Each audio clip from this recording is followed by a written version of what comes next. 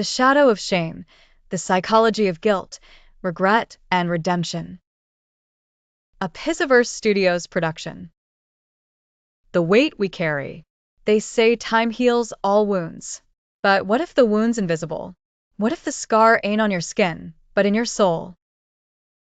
Shame is the slow poison that don't kill you quick. It's the drip, drip, drip that erodes your worth over years, until one day you wake up and realize you ain't been living. You've been autoning. You smile in public, you pray in private, and you tell yourself you're fine, but deep down, you're carrying a secret weight that don't ever come off. That's the shadow of shame. Not loud, not violent, but constant.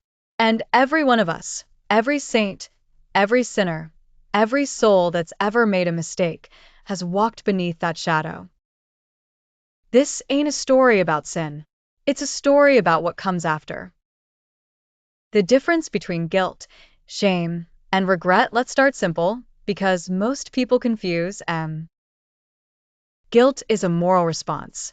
It says, I did wrong. It's tied to behavior. It's corrective. It motivates you to make amends.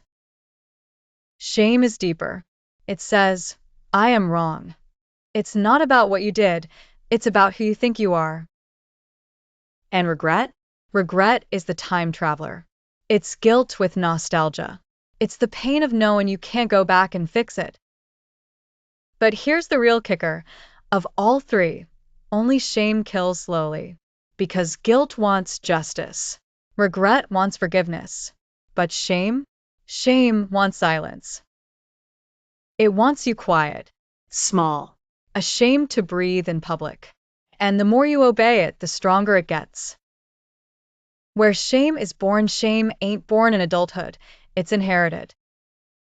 You learn it early, from the tone in your mother's voice, from the look your father gave when you disappointed him, from a teacher who told you you'd never make it. You start connecting mistakes to worth. Bad grade becomes bad kid. Bad action becomes bad person. Before long, shame ain't something you feel. It's something you are. In abusive homes, shame is the leash. Look what you made me do. You're the reason I'm angry. In religion, shame becomes divine currency. God's disappointed in you. In school, it's humiliation. In love, it's rejection. In society, it's control. Shame is the invisible hand that keeps people compliant, polite, quiet, afraid to look too different. That's why it's called the shadow. It follows you even when you think you left it behind. How shame rewires the brain. Modern neuroscience caught up with what the poets knew centuries ago. Pain lives in the body, but shame lives in the nervous system. MRI scans show that the insula, the part of your brain that processes disgust, lights up when you feel shame. But here's the twist.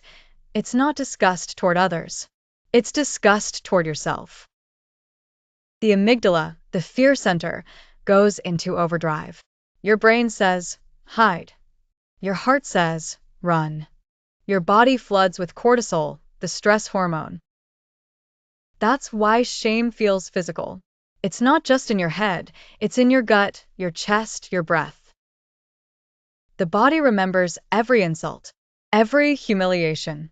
And when triggered, it relives You blush. You freeze. You want to vanish. That's the nervous system protecting you from exposure. But when that loop don't stop, that's when shame becomes chronic. That's when it becomes a personality, not a moment. The silence of shame. You ever notice people whisper the things they're ashamed of? We talk about success loud, failure quiet. We brag about what we've done, but hide what we've become. Shame isolates. It feeds on secrecy. You stop telling people how you really feel and start performing who you wish you were. Social media made that worse. Now everyone's building perfect lives out of fragments. 1,000 smiles, no truth. 1,000 smiles, no truth. And if you're already drowning, you scroll through highlight reels and start thinking you're the only one who's broken. But that's the illusion. That's the mask. Everyone's faking something. The most confident people you know, some of 'em cry when no one's watching. Shame keeps you playing a character instead of living a life. But you can't heal what you keep hiding. The shadow self. Psychologist Carl Jung said we all got a shadow self. It's the part of you that holds what you deny: anger, envy, fear, lust, regret. Most people spend their whole lives fighting it, pretending to be good, pure, forgiven. But when you suppress it too long, it don't vanish, it grows teeth. Your shadow shows up in the jokes you make at other people's expense, in the way you sabotage good things, in the rage that comes out of nowhere. The more you deny it, the more control it has. But here's the secret Jung never got credit for. The shadow ain't evil, it's honest. It's the wounded version of you that never got heard. And until you face it, you'll never know peace. The face of guilt. Guilt's a strange beast. It's both a curse and a compass. When it's healthy, it pushes you to fix what you broke. When it's toxic, it convinces you you're beyond repair. The guilty mind relives its crimes every night. You replay the conversation, the betrayal, the lie, over and over, hoping maybe this time you'll say something different. But guilt don't change the past. It's a movie on loop. And while you're watching, life moves on without you. The key ain't forgetting, it's learning how to live with what you did. That's redemption's job. The anatomy of regret. Regret's the most human emotion there is. It's proof of conscience, proof of care. You regret 'cause you feel. And feeling means there's still goodness left in you. But regret's a tricky bastard. It can either teach you or trap you. Healthy regret leads to growth. I learned. I'll do better. Toxic regret says, I'll never deserve better. The difference? Compassion. You can't heal from regret till you show yourself the same mercy you'd give a friend. You wouldn't crucify them forever, right? Then stop doing it to yourself. The power of confession. When the weight gets too heavy, you gotta speak it. Not for pity, for freedom. Science backs this up. When you confess, whether to a therapist, a priest, or a friend, the brain releases oxytocin, serotonin, and endorphins. You literally lighten the load. Because shame lives in silence, and confession breaks it open. Confession don't absolve ya of sin. It just proves you ain't hiding anymore. And once you stop hiding, you start healing. When shame becomes addiction. People think addiction's about drugs or booze. Nah, it's about escape. Shame addicts you to whatever numbs the voice in your head. Work, sex, gambling, even perfectionism. All just painkillers with better branding. You chase oblivion 'cause pain's too familiar. You'd rather disappear than feel it again.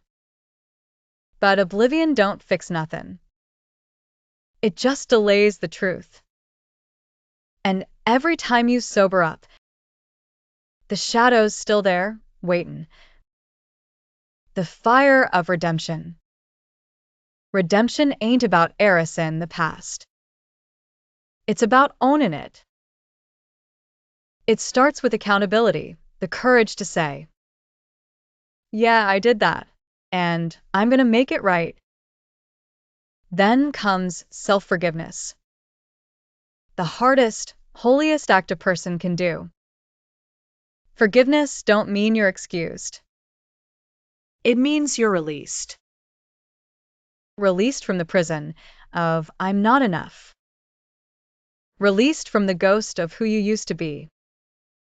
And when that happens, something beautiful wakes up inside you. Grace. Grace ain't religion, it's relief. It's the moment your heart unclenches and you realize you still got time to become something better.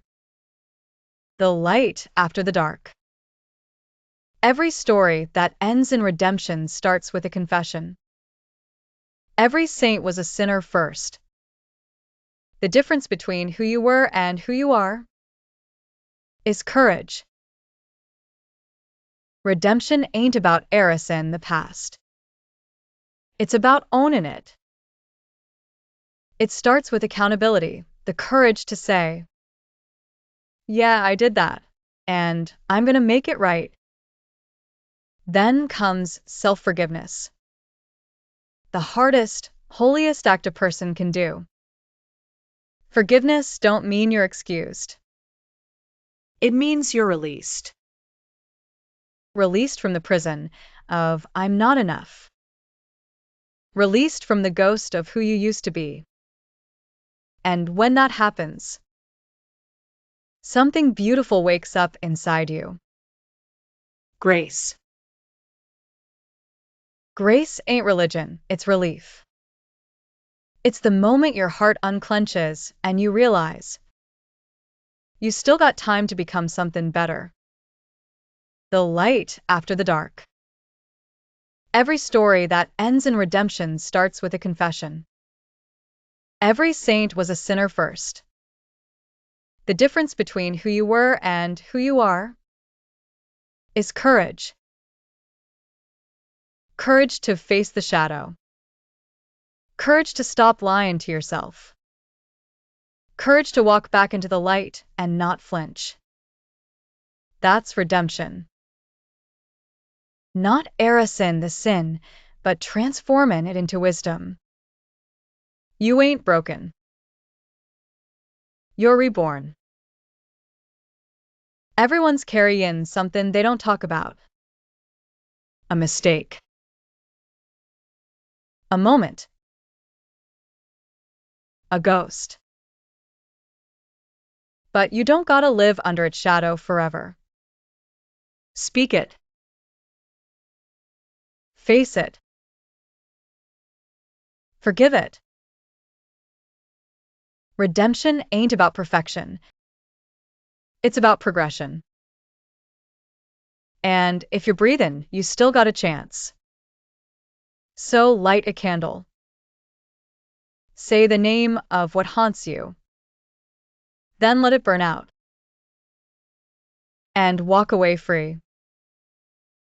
This has been The Shadow of Shame, the psychology of guilt, regret, and redemption. A Pizzaverse Studios educational documentary. Written and directed by Bambi Palermo. Dedicated to every sinner still fighting for their second chance. If this hit you, share it. If it hurt, sit with it.